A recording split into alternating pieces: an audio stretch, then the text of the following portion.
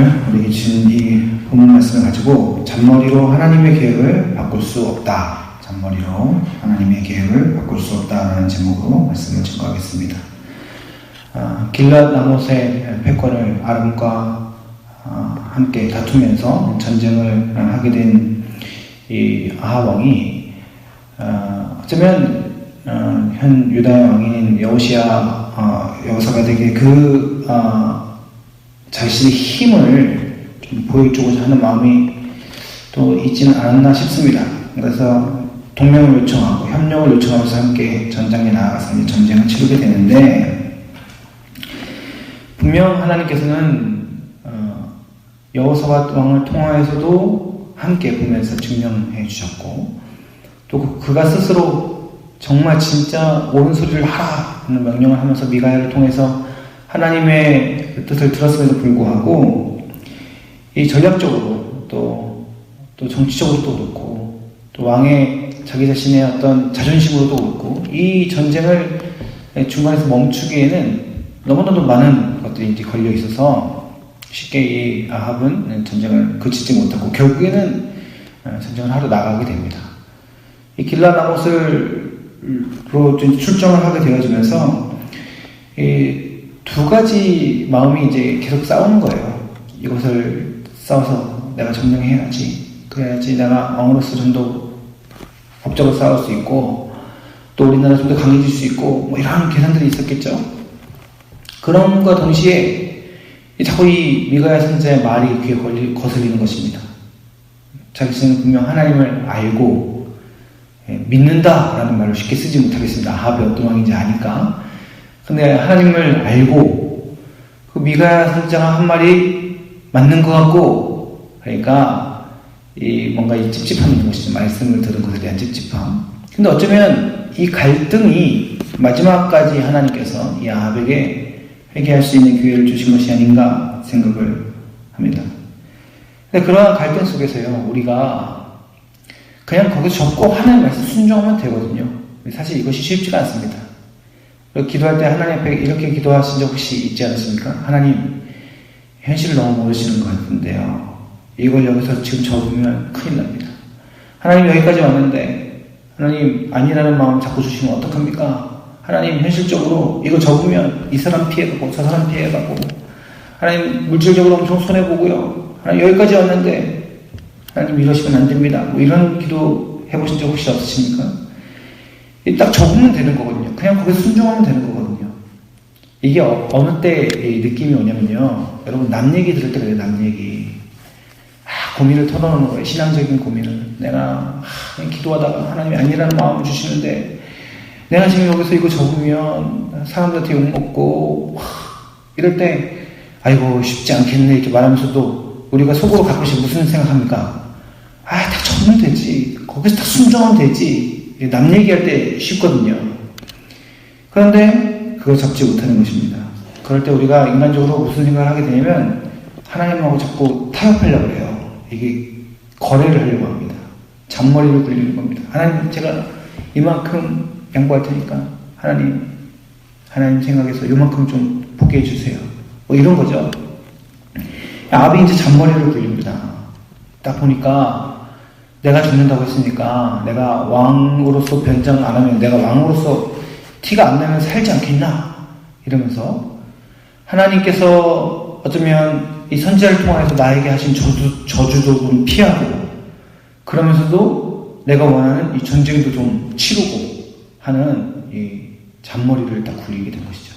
그래서 왕의 옷을 벗고 일반 병사의 옷을 입습니다. 그러면 내가 살겠지.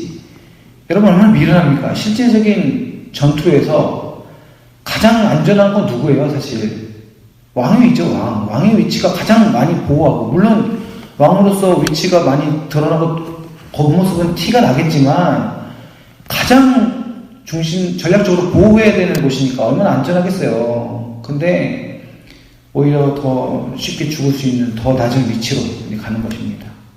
그러니까 이제 어떻게 된 것입니까? 이성을 상실한 거죠. 이제 머릿속으로 계획을 굴리다 보니까 이성을 잃어버린 것입니다.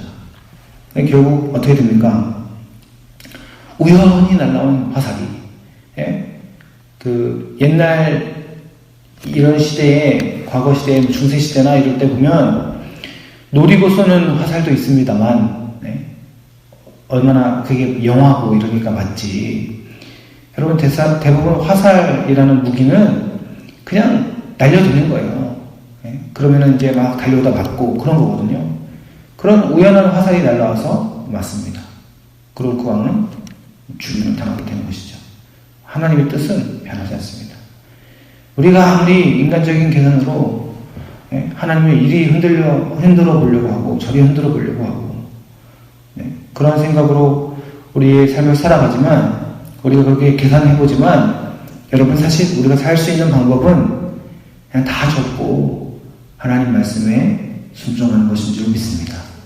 하나님 말씀에 순종할 때 사는 것이지, 아무리 지혜로, 아무리 똑똑한 머리로 생각을 굴려봐도 여러분, 그것이 우리를 살리지 않습니다. 하나님의 말씀이 우리를 살리는 것이죠. 이 열왕기상 22장을 읽다 보면 재밌는 부분이 있습니다.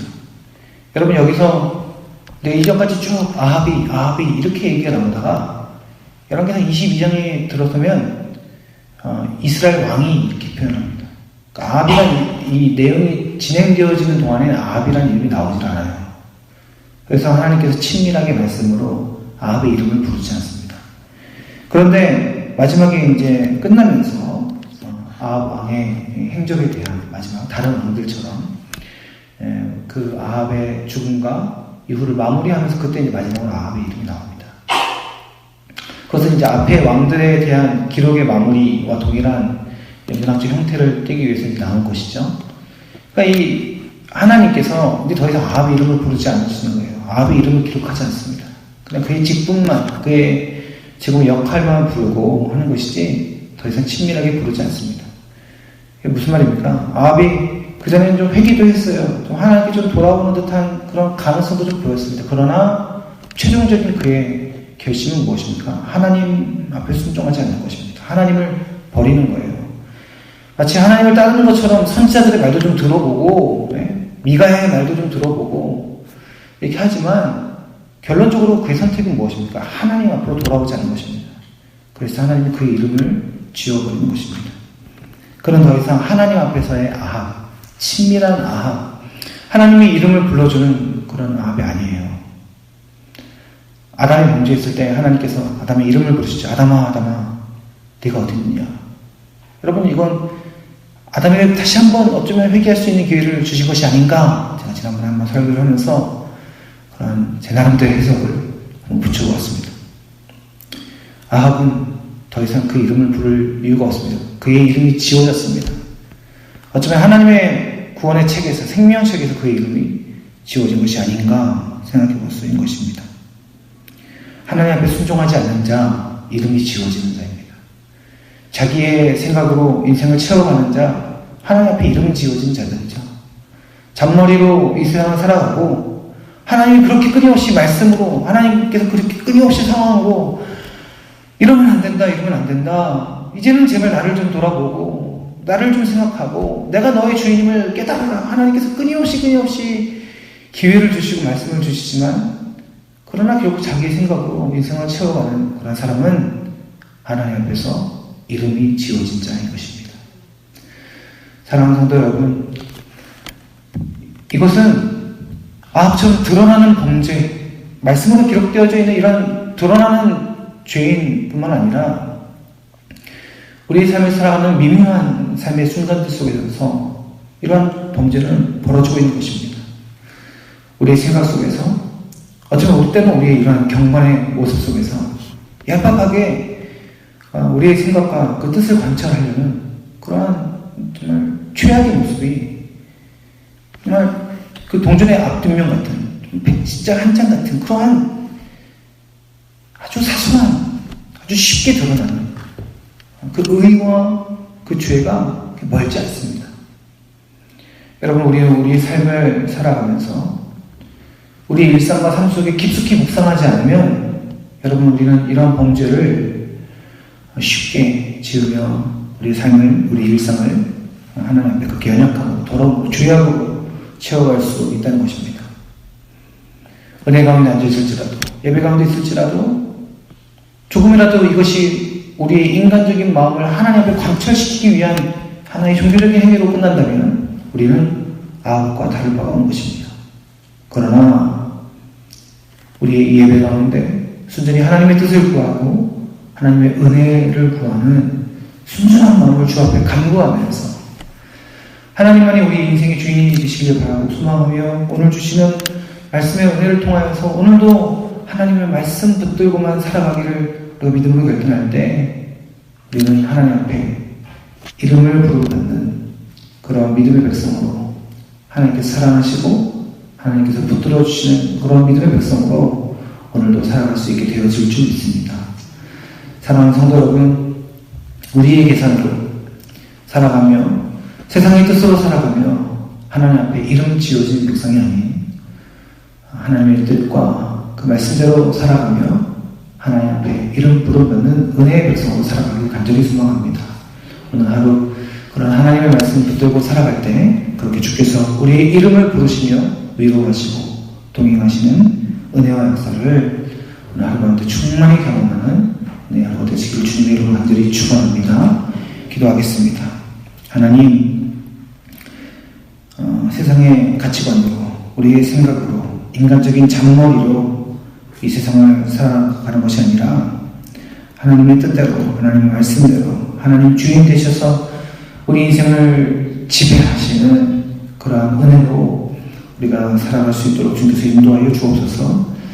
아버지 하나님, 아합에게 끊임없이 하나님께서 기회를 주시고 또 그 아합에게 끊임없이 하나님을 바라봐 줄 것을 간구하셨지만 원하셨지만 그러나 아합은 결국 그 하나님의 뜻을 외면하는 그리고 그 이름이 지워진 자가 되었습니다.